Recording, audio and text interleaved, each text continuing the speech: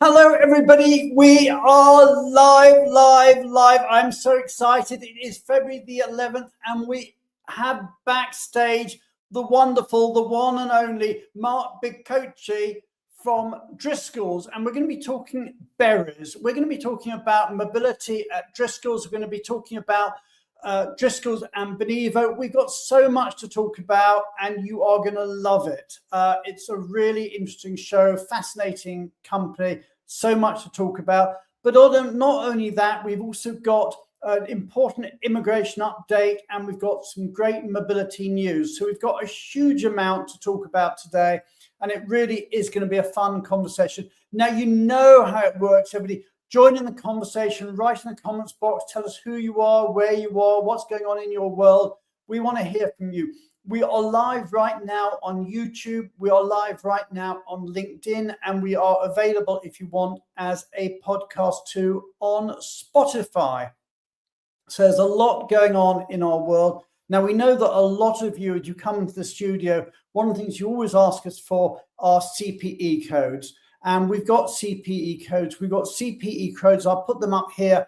Our good friends at Worldwide ERC have given us the CPE codes for GMS and for CRP, and our good friends at Rocket Mortgage have given us the codes from HRCI and from SHRM, and I'll leave them up there for a moment or two. But whilst I'm talking about the CPE codes from WERC, let me just say a few words about WERC at the moment, because we have got them on the show again next week, where we're going to be talking about the WERC Momentum Mentorship Program and how we can build the next generation of global mobility leaders. So if you are interested in being a global mobility mentor, or indeed if you are interested in being a global mobility mentee, then do sign up for next week's show. We really do have an all-star list of presenters on the show with us next week. We have David Toledo, we have Anthony Hughes, we have Mary Corrales, we have Mickey Calantropio, and we have Ray Kirby. So what an amazing list of presenters we've got on the show with us next week. That's next week. But what's been happening in the last week? Well, why don't we look, see what has been our breaking news over the last 7 days.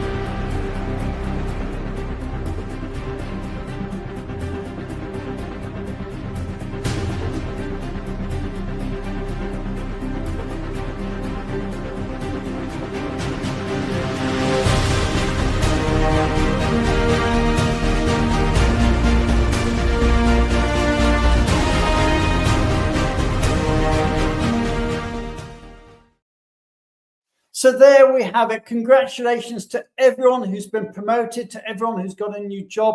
And there are quite a few jobs out there. So if you're looking, do pay attention to the jobs that are out there. But if you've got a bit of news you want to share, maybe you've been promoted, you've got a new job, or you've got a job role that needs filling, then let us know and we will do whatever we can to promote it. So just let us know. And if we can help you to promote your job or your opportunity or your role that you've got out there, just let us know and we'll do whatever we can. So we're going to move on. We've talked about the introduction. We've talked about what's been going on over the last 7 days. Why don't we have a look at immigration? Now, Julianne Cole cannot be with us today. She's currently en route to Dubai, but we do have Shweb with us also from Fragaman, and he's going to be giving us a really important update. So everybody, you know how it works.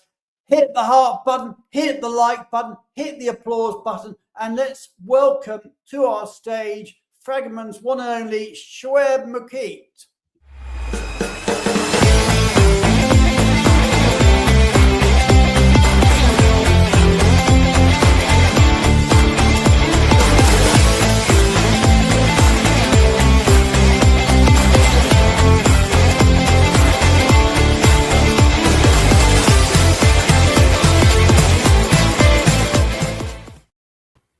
Hey Shweb, how are you doing? And as Trisha said, happy hump day to everybody. It's our Wednesday. So Shweb, what's in the news this week you're going to be telling us about? Well, the news today, I wanted to pick up on a kind of story I talked about on the last occasion I was on, which of course is the government settlement policy. You know, I don't know if you remember, I made the point that the UK was proposing to double the period it normally takes for people who come here to work to settle from 5 years to 10 years.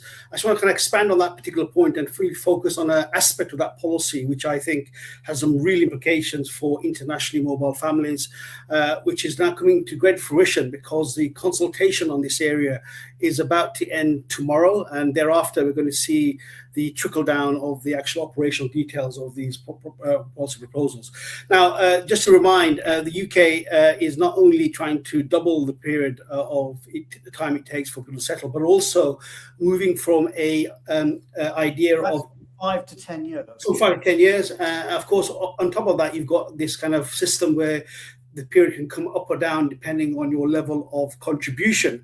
Now, the contribution that is going to be assessed in determining whether somebody is eligible for settlement will now move towards an individualized assessment rather than a household assessment. And what I mean by that, of course, is as matters stand, the general position is that when an individual comes along with his family, he and his family all are subject to the same timetable for settlement, the 5 year that we talked about. Under the new proposals, there will be individualized assessment. That means everybody in the family has to, in their own right, satisfy various eligibility requirements.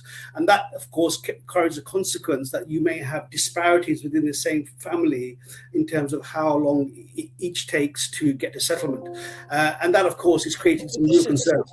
Backdated, is it? So this applies to people who are currently going through the system. Yeah, this is one of the controversial areas of this particular new regime is that it will be retrospective. And what it means by that is that it will apply to people who are currently in the UK, who are en route to settlement and perhaps came here on understanding that they had 5 years to settle rather than the new provision. So that's a separate point. But in terms of the thing I want to talk about, this individual assessment, it means that on the one hand, whereas a principal worker who comes to the UK with their family may well qualify very quickly. I've made the point that although 10 years is the kind of paradigm default, there is opportunity for reducing that level depending on, for example, taxable earnings. So somebody who's coming here earning £125,000, they can actually qualify after 3 years. But because of these individual assessments, their family members may be subject to different streams, including, of course, for example, stay-at-home parents, their children. And in fact, the rules are such that if individually the person does not meet the mandatory eligibility requirements in relation, for example, to contribution, each member has to at least have earnings of £12,000 or 12,500, I think is the figure is, over the preceding 2 to 3 years. That means that you can have a millionaire coming to the UK whose spouse stays at home, looks after the children, who is looking after the children, doing other things, caring for perhaps dependent relatives.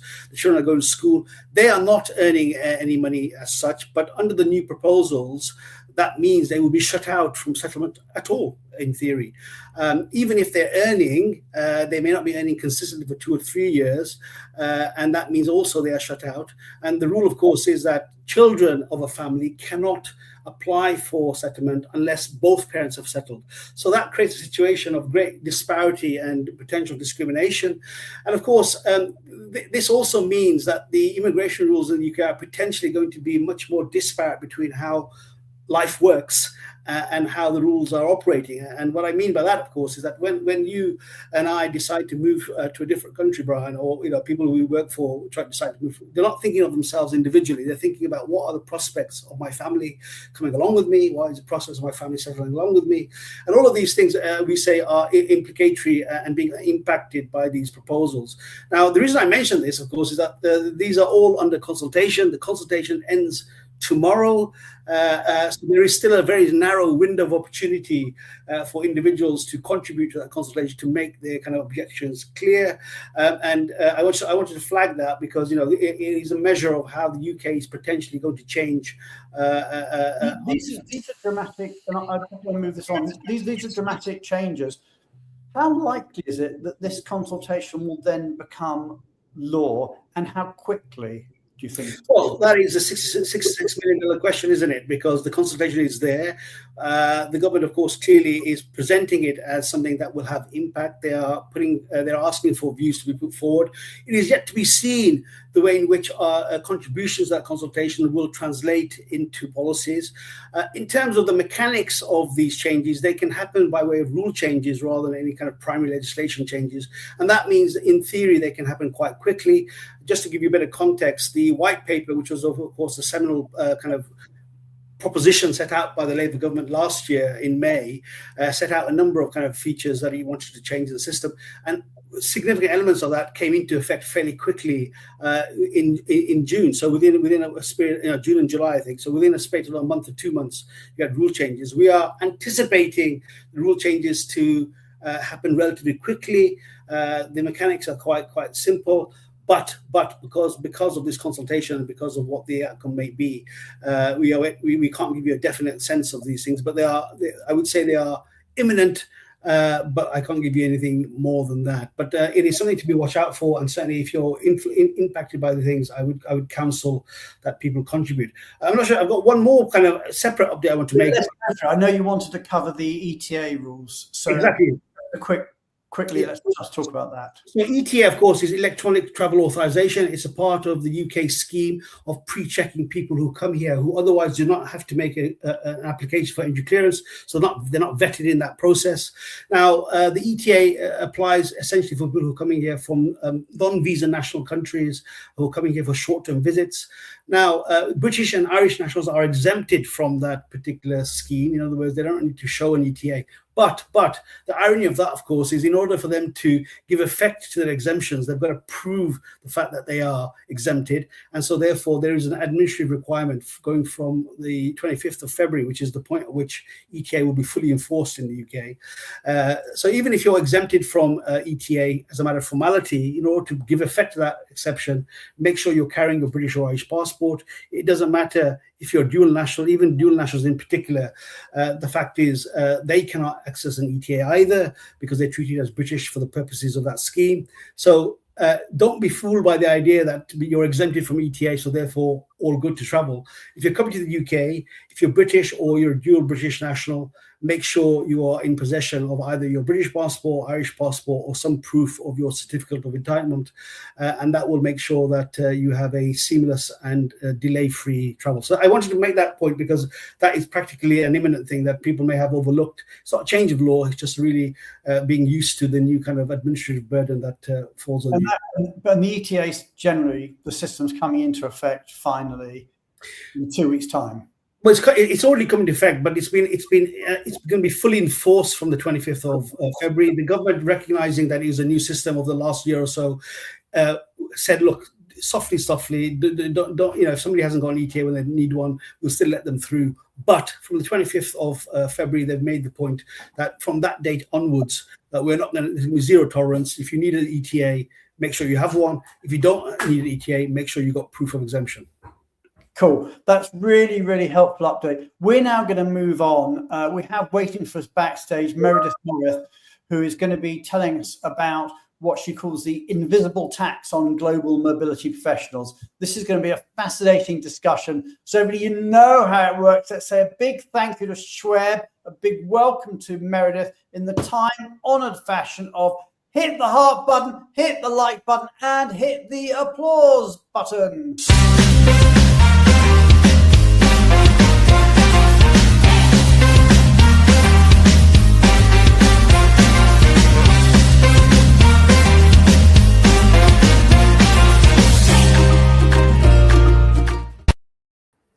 Hey, Meredith.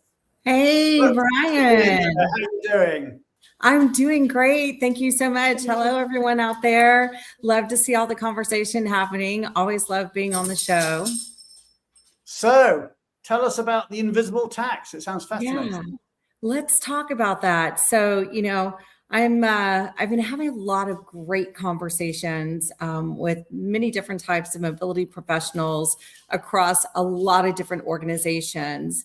And there seems to be this key theme that I keep seeing happen over and over and over again, especially when we really start digging into their programs, their processes, what does that look like? And what I'm realizing from, these great conversations is that our mobility teams are, they've basically become a human bridge for administrative type task. And I'm sure many of you out there, go ahead, throw it in the comments. What do you mean by that? A human bridge? A human bridge. So, our mobility teams, they have the task of taking care of their internal key stakeholders. That can range, and it really varies depending on the industries, right? Because I've talked to everyone from pharma to defense to, oil and gas, infrastructure. I mean, many different organizations, manufacturing. So what we're talking about is that, there's a bridge between maybe a business unit and HRBP. It could be, a line manager, maybe it's talent acquisition or recruitment teams in order to source this talent and get it where it needs to go. And so they are doing a lot of the heavy lifting, and I'm sure they can tell you about that, but this is what I'm hearing is they're doing a lot of the heavy lifting, administratively in order to execute and make sure that, these professionals within their organization can get taken care of. And a lot of the times it's simply because either, these other teams, these internal key stakeholders don't have time, or they just don't know the policy. They don't know mobility. They don't understand, what needs to happen, what package needs to be offered, what benefits are available. So that's really kind of the key theme that I've been seeing. So, and I've broken it down into a little bit of 3 buckets, just to kind of simplify it. And, again, everyone can kind of get in on this, but the first thing, one of the main things I'm hearing is the first one is invoices from their providers, disjointed systems too. They're working in multiple different systems, not from just a ticketing system. Sometimes their HRIS, and then they have multiple different systems from their providers that are being utilized in order to execute. But on the invoicing piece of it, they're also processing multiple invoices and spending so much time on that. They get the invoice, they've got to approve it, and then they've got to send it down to the business units or to put it into the right charge area, all that sort of stuff. If out there, this is part of your burden, let us know in the comments. This is an important area. We don't really talk about that much. No, we really don't. And, and then the second kind of bucket that I threw it into, and it was interesting. I was having a conversation with one VP level individual, and they're like, we have become the human chatbots in our organizations, because when employees have, questions or talent acquisition or whomever that is, the line manager, unit manager, they're spending a lot of their time in order to counsel and support the organization to understand these different benefits or what's available, for these specific employees. And sometimes it's actual transferring employee. I actually even had one individual tell me, I said, if you could wave a magic wand, what would you do in your program? And she said, I would build a robot to sit in my office and answer all these questions that revolve through my door. And I thought, oh, okay, well, that's pretty interesting. There are digital humans out there. We have them. Let's do it, Meredith. Let's build it. Exactly. And I think the third bucket that, I really wanted to when I kind of melted everything down and looking at all this, it's status chasing. Okay, where are we at on this process? Where are we at on this process? Where are we at on the immigration process? What about this? What about this? Where's their lump sum? How's this money happening? Where's their expenses? So I think with all of that, and looking into it, the real meaning behind the conversation is that we realize that this time investment, these human bridges, all of this administrative manual tasks that they're performing, it's actually quantifiable on an ROI type situation where now they're taking anywhere from 5 to 9 hours per case up to 20 hours. So it's really, in many organizations, it's become a time drain. And that time could be spent using it more strategically towards other projects. And that's the recurring theme that I continue to hear when I'm having these conversations with these individuals across these different organizations. And how do we fix that, right? Interesting comment here from Trish. And she said, it's not a burden. The burden, though, is sometimes caused by the internal dependencies with accounts payable and the impact associated with their processes. Is that one of the things that you're finding commonly? Is this sort of the internal dependencies? Right, exactly. The internal dependencies. And, especially when you're talking about, having to get an invoice, process the invoice, throw it in through, maybe some type of system. Then it goes to AP. They have a question. It could come back. Then it's the payment process. I think every organization is a little bit different, but Trish, very great point. So, because there are some organizations that do have that streamlined better, but then it's the kickback and then it's consuming your time. Yeah, exactly. But, I think what's really interesting is one of the things that we've done, realizing that Benivo has done, realizing that this is something that our teams are talking about, that are all industries, like across the industries, that they want to know where their program's operating, where is the leakage of time, how can we make that better? So we actually launched something that I thought was really cool.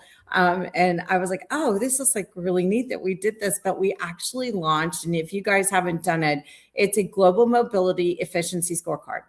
And I'll just put the link up there, and I think it's also in the LinkedIn comments, so which would be the hyperlink. So it's well worth doing. Tell us about it. Yes. So it only takes 2 minutes. So if you haven't done it, it only takes 2 minutes, but this will give you the ability to quickly gauge your program as far as where does your program sit? How efficient is it? And where are you, sucking time basically administratively? How can we get that time back to you? So it'll help you benchmark where your program sits among other programs.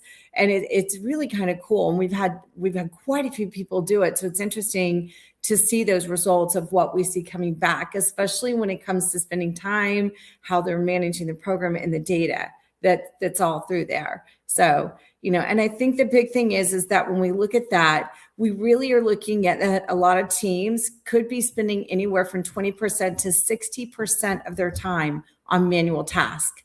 Wow. And yeah. 60% of their time on manual tasks. On manual task, on these, what we're calling a human bridge. But if you remember, Brian, a few weeks ago, I talked about that trends report from the CEOs that SHRM produced. And one of the big initiatives with CEOs is automating manual tasks and utilizing AI. And so technology is becoming a huge bridge, to come in and take these systems and these manual tasks and really automate them, everything, and having some type of inclusive provider that can do that. Absolutely. Okay, well, then that's a fantastic update.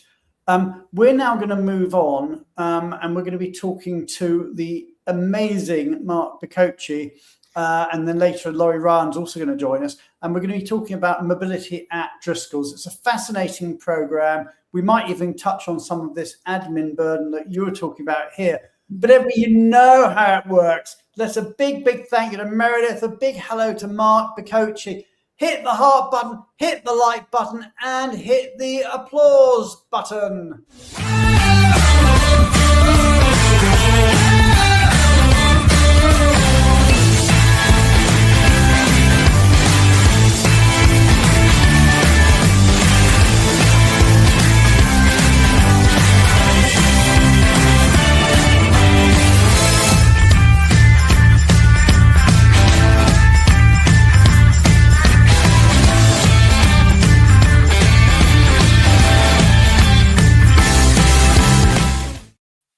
Hey, Mark, great to have you on the show. Hey, Brian, great to be with you again. Thanks so much for having me. I know you were on. I was looking through. It was a few years back now, wasn't it? And you've moved on yourself since then. So tell us about your career since you were last on the show. Yeah, I think that was about 4 or 5 years ago. We had a discussion. I think there was 3 or 4 of us. We had a great discussion. Really enjoyed being on the show. So thanks for having me back. At that time I was with Hilton running their mobility program, and I was with Hilton 9 years. It was a great run. And then about 1.5 years ago, I had a new opportunity come up. It's provided me, actually, I'm fully remote. I live in Northern Virginia outside of DC, and the company Driscoll's is headquartered in California. So it's a remote role. New for me, provided me a lot of flexibility with my kids and, all the coaching I'm doing with them and things like that outside of work. But also getting used to. How often do you actually get out to do you have a team you get out to see, or how often do you get out to headquarters? Yeah, so headquarters is over in Watsonville, California. It's a little south of the Bay Area, a little north of Monterey and Carmel. Beautiful area of the state. And I get out there about 3 times a year. I'm going out there in a couple of weeks. I'm actually tying in my trip in a couple of weeks with BAM, the Bay Area Mobility Management. I've never been to BAM. The best of it. Yeah, I've never been to BAM, so this will be my first time. So I'm really looking forward to it. But yeah, so I try and get out there, but then I'm mainly remote here, which I'm still kind of getting used to because I really like the office atmosphere. So getting used to the being remote, but grateful for the opportunity, and it's been great. I've been there about 1.5 years now. So we're going to talk about berries. This is the berry show. So we've got Chris Barnett there, who I suspect, if I'm right, might be out at BAM with you in a couple of weeks' time. Then what do you call a sad berry? A blueberry. Blueberry, I like that. That's a good one. I'll use that.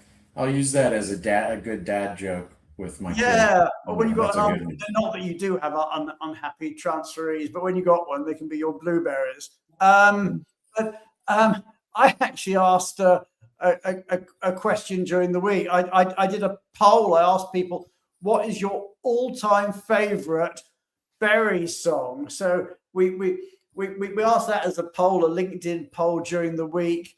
I think somebody said anything by Chuck Berry, but I gave people 4 choices. I said Blueberry Hill, which is obviously a Fats Domino classic, Blackberry Way by The Move, which, and I'll let that one out there that nobody actually voted for that, Raspberry Berry by Prince, or Strawberry Fields Forever by the Beatles. So if you, in the audience, if you've got any other berry songs, let's get them out there now. So Mark, with you, what's your favorite of that?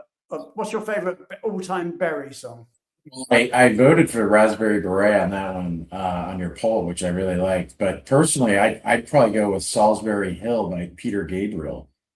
Oh, I hadn't thought about Salisbury. Although I don't know if the berry at the end is spelled the right way, but if we could use it. We'll give it to you. We'll give it to you. And Laura's saying this from someone from Minnesota, it has to be Prince.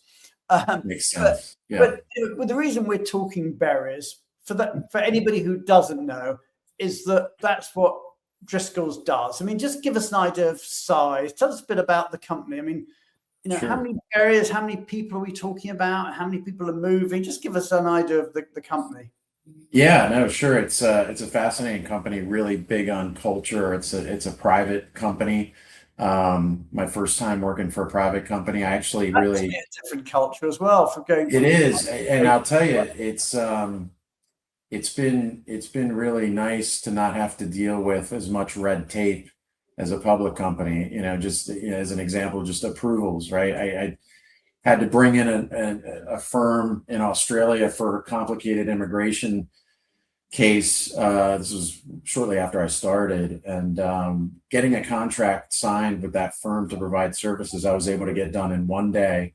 Whereas with public companies I've worked for, that takes 6 months at least to get it signed. So that's just one thing. But no, it's a fascinating company. They've got headquartered in California. We operate in about 9 different countries. So it's quite old, isn't it? It's been around a long time, Driscoll. Yeah, a long time, 100 years. 100 years. So it's 4th generation family. The family members are still very much active in the business.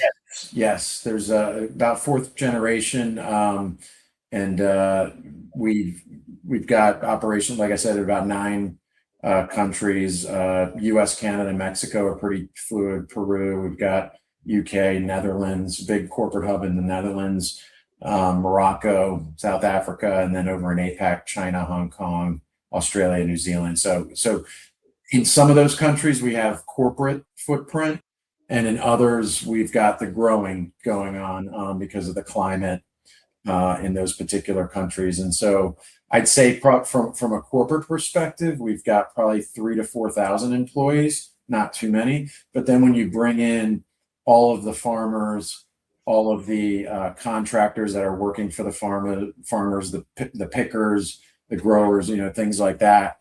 When you bring in all of those contractors that we would consider part of the Driscoll's family, you're probably looking at 30 to 40,000 people that are all contributing toward the product. And we specialize in 4 berries: blackberries, blueberries, strawberries, and raspberries. My 2 kids, which has got a song. Yeah. And my 2 kids have their favorites, the blackberries and the raspberries. So I kind of follow suit with them, and with those 2 being my favorite. And so we it's a good, solid runway for the future of these berries too. They're the market leader. As we know, we see them all the time in the grocery stores. For when this opportunity came up, I was like, is this the berry company? They have a mobility program? Like, I didn't even, think that, but yeah. So tell us about it. I mean, tell us about mobility at Driscoll. What's the program like? What sort of I'd say locations, volumes, just give us the... No, I'd say it's a smaller program than I've run in the past. I like that, actually. It's I can get my arms around it a little bit more. I'd say the way I like to describe it is we roughly touch about 100 people in the company. And what I like to call the models, it's a Venn diagram. We've got 3 specific areas that we provide services for: relocation, tax, and immigration, like most other programs with other companies.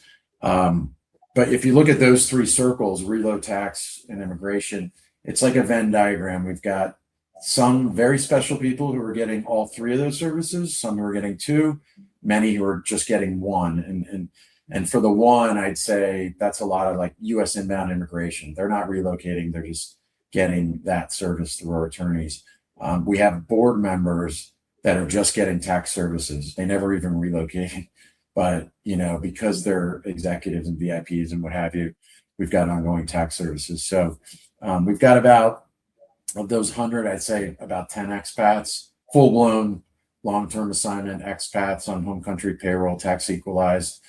And then we've got probably 30 to 40 that are just U.S. inbound immigration only, which keeps me pretty busy daily these days. And then probably about 30 or so a year of international permanent transfer from one country to the next, then localizing on that local payroll, and then another 30 or so that are U.S. domestic relocations. So that's kind of what it looks like.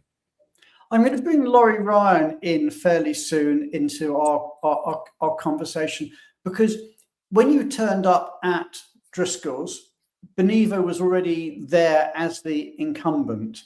So Yes. Tell us a bit from your perspective about coming in and finding a tech provider you hadn't, I mean, you knew us obviously, but you hadn't worked with us before. And also very much the service that we provide Driscoll's is not just a tech service, but it's actually an RMC service too. So tell us a bit about that from your experience. Sure. I when I started, one of the first questions I asked on my interview was like, which RMC are you working with? And when I heard your guys' name, obviously I knew who you guys were, but my impression was always like really strong technology platform, consulting services, and I never even knew that you had the ability to provide relocation management. So my predecessor had put you guys in place, hitting the live button maybe a month or two before I had started. So I sort of, ran with it, developed a relationship with the account director that I had at that time. And I've had a couple of other different ones. They've all done a very good job. So then I got to know your technology platform, your sort of model with all the subs and suppliers that you utilize. And it's worked really well for our employees. I think, the thing that has stood out to me the most is the relocation counselors that you outsource to. They're very, very good and very attentive to detail. They provide me updates without me asking for them on these VIP cases. I deal with a lot of executives. Specifically in the last year and a half, we've hired C-suite executives that have relocated.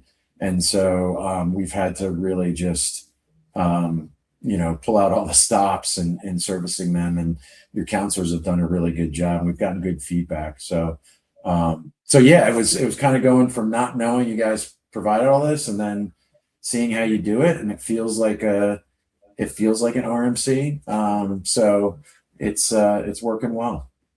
I always say to people that with Benivo you get both. You can either say it's an RMC with just the best technology that's out there, or it's a tech company that does RMC work. I mean, but either way, you get the two services for the one fee. Let me bring Laurie into the conversation. Laurie, hi. Hey, Laurie. Hello. Hey, so you've been sitting backstage hearing what Mark was saying there about moving to Benivo. Tell us a bit about it from the Benivo side. I think what's so important that Mark brought up, right, is the executive moves. So again, people think of Benivo mostly as mobility tech, but we're handling all types of relocations and moves, whether it's U.S. domestic, global, and they can be what I'm excited to have Mark talk about, assignment light, right? So it can be all ranges of different services. And the satisfaction scores, like we just saw Driscoll's like 9.25 out of 10. And so not only are you happy, Mark, right? But your employees are happy too. And maybe you can talk more about like the assignment light and how that came to be. Sure. Yeah, no, that's great. And I love that stat. So keep up the good work. We have an assignment light program that we rolled out, and actually Benivo was a key contributor in this. We worked with some of your folks on the consulting side to just help us roll out. The moving internationally is a big initiative for our company, which is really nice to see, because our CEO even talks about global mobility in his town halls and getting people to different countries and getting their knowledge there and then bringing it back. Never heard a CEO of a rather large company know exactly what it is and how it works, but yeah, it's a big deal. And so there's a lot of runway for the program going forward, which I'm really excited about. But one of the things, aside from like the long-term assignment policy, international permanent transfer policy, short-term assignment policy, we wanted to come out with another one that was a really cost-effective measure for the company, where we could save a lot of bucks, but also give and create an experience for somebody. So we worked hard in presenting it to multiple leaders throughout the company, C-suite folks, the CEO, and where we landed was on this assignment light program that's essentially designed for more of the kind of younger person in their career, maybe single without children, who is going to self-initiate and raise their hand, provide a business justification to their management, but say, hey, I want to go work in this country for a year or two, gain some knowledge, and then bring it back. And we're very supportive of that. We just had our first one go this year from US to Mexico. But essentially the policy is it's minimal. We're obviously we're gonna keep you on home country payroll. We're gonna tax equalize you. We're gonna treat you kind of like a long-term assignment in that way. Compliance-wise, you'll have tax services through our provider. You'll get immigration support to get there. We'll fly you over there. We'll fly you back. But the only kind of ongoing thing you'll get is COLA. So that's where we landed. You don't get any other ongoing, household. You don't get household goods. You don't get ongoing housing, temp living, destination services, education, all that. So what we've noticed and what I think is going to happen more in the future too is we'll get a lot of exception requests like, hey, in order to make this deal happen or negotiate, can we throw them another 20 grand? Or, I suspect that's going to happen. But again, the point was to just provide another policy that's very cost effective for the businesses. And we'll see how it kind of shakes out over the next couple of years. So here's a question. I mean, you've talked about assignment light, and Trisha's come in. Who's got a great name for an assignment light policy? All the expats that they're getting. I'd love to hear. Does anybody out there have any cool names? We should run a competition for that. We're looking for cool names for an assignment light policy. That's a great point, Trish, because we were thinking of that as we were designing the policy. It was like, this name is kind of demeaning in a way.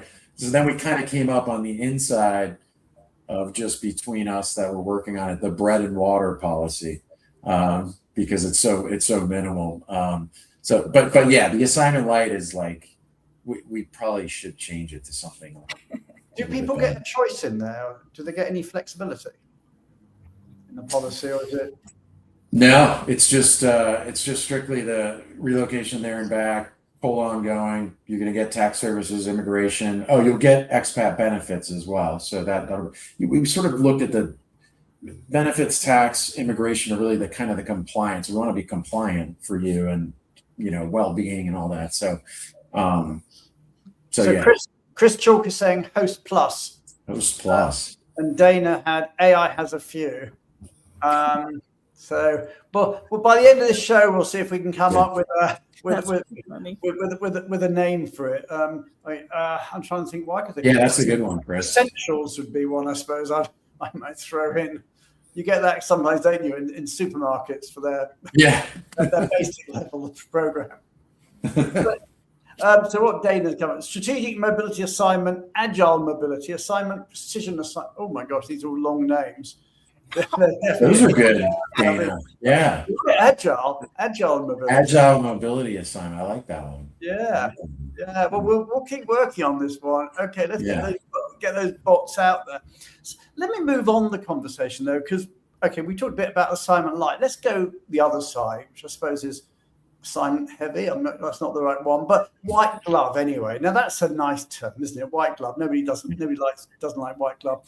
Tell us about home sale, because that's something that I know we at Benivo have been helping you with at Driscoll. Again, it's not something you automatically think when you're thinking tech, you'll think home sale. But obviously, we do a lot of that. But Mark, tell us about some of the home sales you've been doing, and Laurie, maybe feed in a bit about the experience there.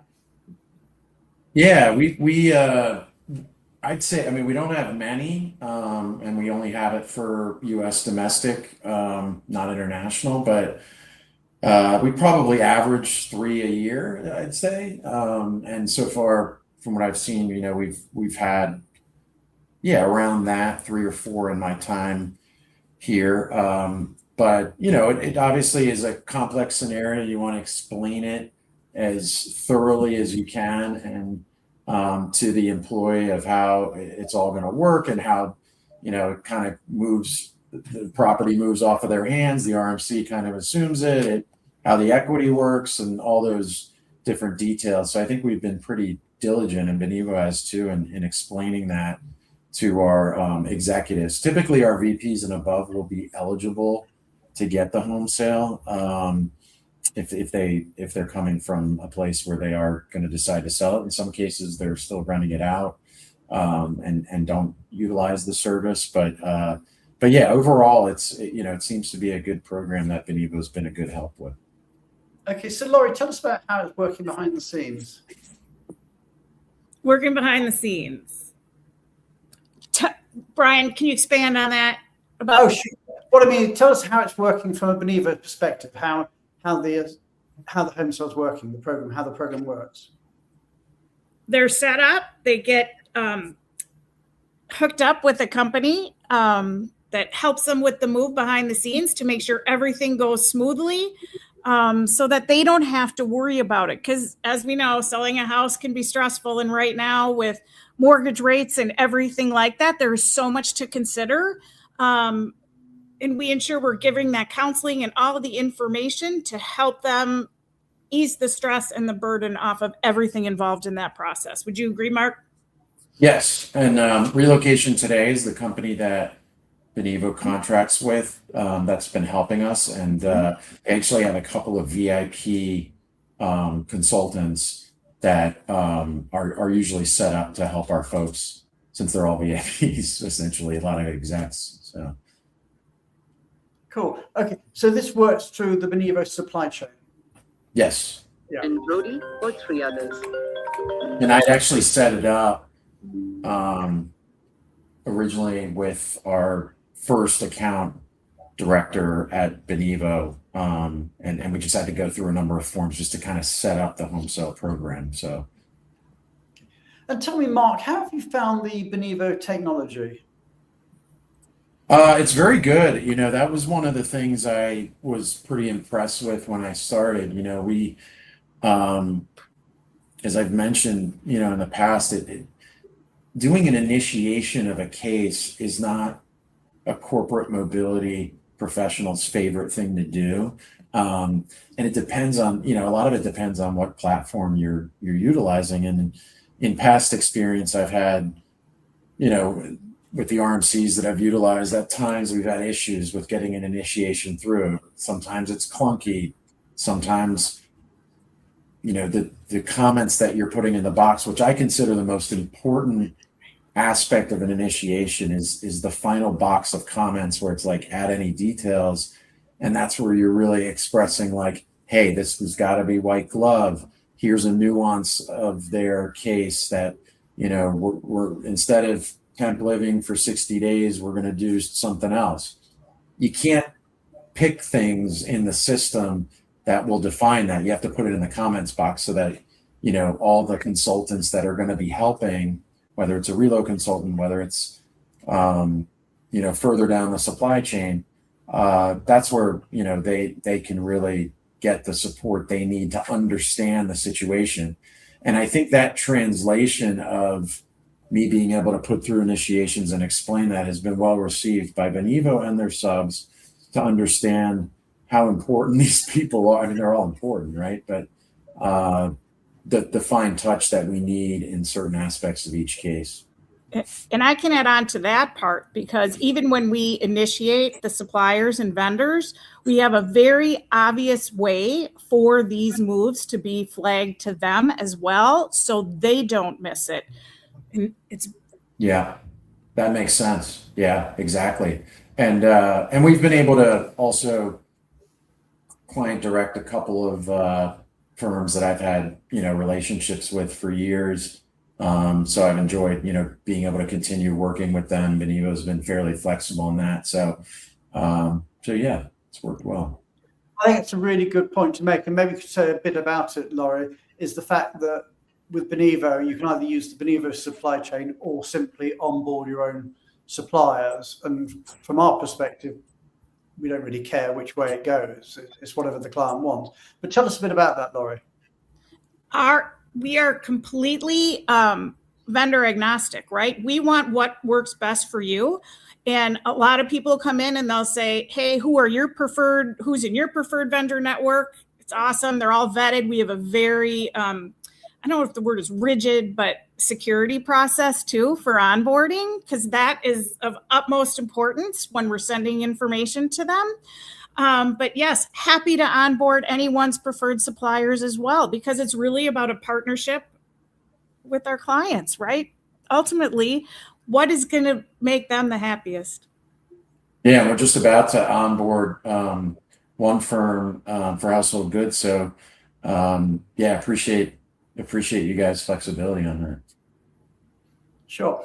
And what about the employees? So what's been the employees' reaction to using the platform?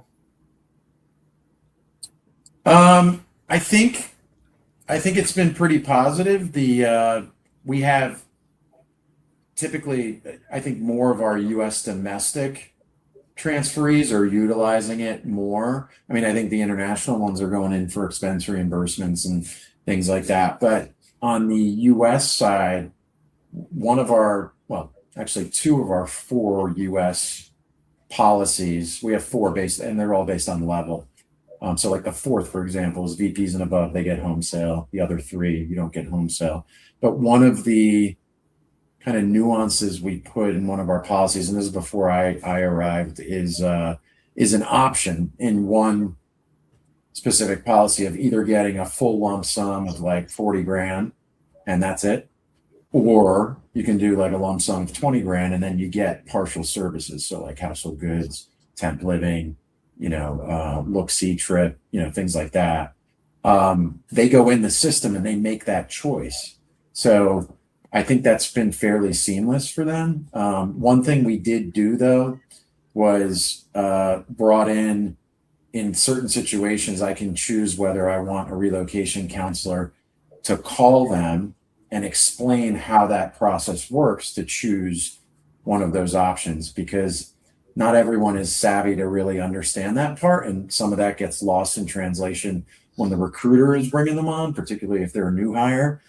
But overall, I think the feedback's been good. I usually try to tell the recruiters or myself, if I'm chatting with the transferee, like, hey, by the way, you're going to get an email from Benivo to set up your account, just to give them kind of the heads up. So once we do that, they're usually, I'm like, it'll take you 30 seconds, just open up the account and then you'll get contacted by a counselor. So yeah, it's gone well.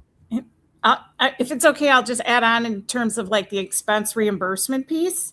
And, what we see is when employees are reimbursed literally within a single business day, that, cuts down noise, cuts down questions about, am I getting paid or what's happening? And we actually use that as well for our expense reimbursement. And I absolutely love it. So I do believe that also ties into those higher satisfaction scores. I must say, I think that's a big thing, using the tech for expense reimbursement.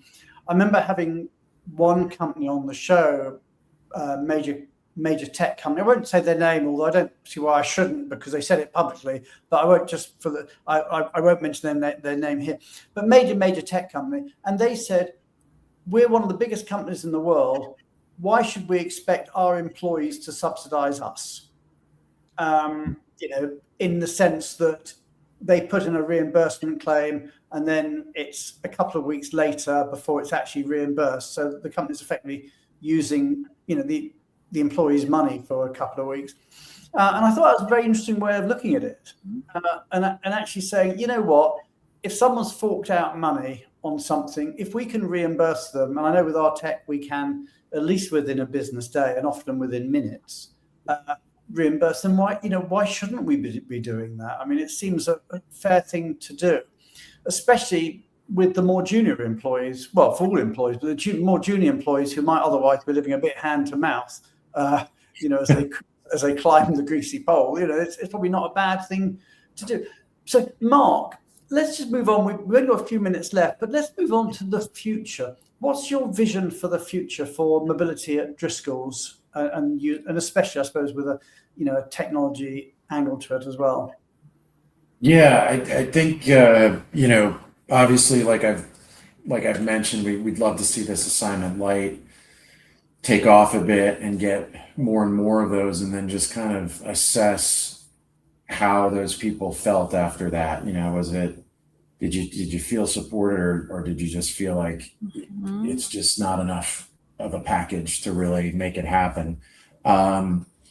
We'd like to see that expand. We're going to be growing. The company is, like I said, going to be continuously promoting more movement around the world for these people. So that's a really great thing. Good job security, I suppose.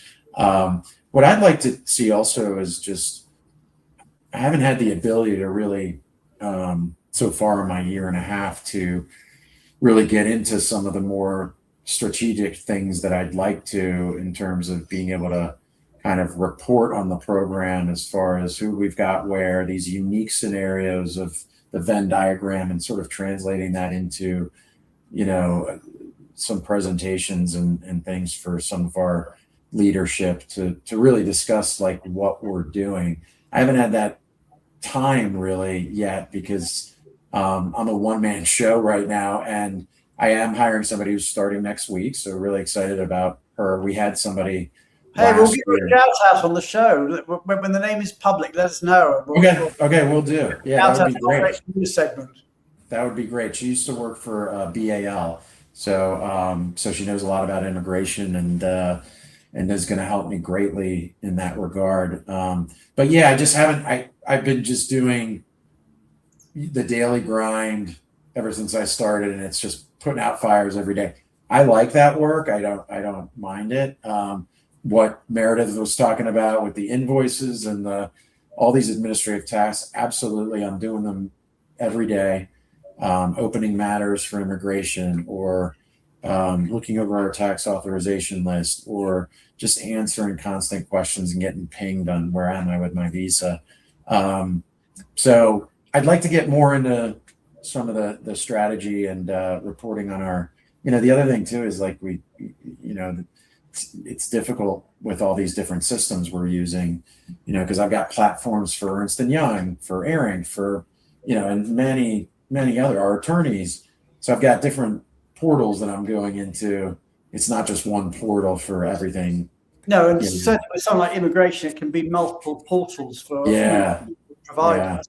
I know our technology, and I know we'll obviously have conversations separately about that, but our technology does actually allow you to manage all your providers in one place and communicate with them, and indeed compare and contrast levels of service and speed and costs and all sorts of things. So, what the technology can do is absolutely fascinating as it goes forward. We're into our last minute of the show, so I would say other names that have come up for assignment light: development program, strategic program. Some useful suggestions coming out there. We're getting towards the close, so I'm going to bring back Meredith. I'm going to bring back Tally. Shweb unfortunately had to leave us. But I just wanted to take this opportunity to thank everybody, thank Shweb in his accent, he's not here, but to thank in his absence, to thank him for his immigration update, to thank Meredith for that really interesting update on the invisible tax, that the burden that we suffer as mobility managers in terms of the internal administration. Next week, we are back. It's an amazing show next week. We have Ray Kirby, we have David Toledo, we have Anthony Hughes, we have Mary Corrales, and we have Mickey Calantropio. What a show is that? And we're going to be talking about Global Mobility Mentorship, and we're going to be talking about the WERC Momentum Mentorship Program. It's going to be amazing next week. All that really remains now is for me to thank our guests, but especially to thank you, the audience. We hope you have a great, great week, and we are back again this time next week. Everybody, take care and have a great, great week. Bye.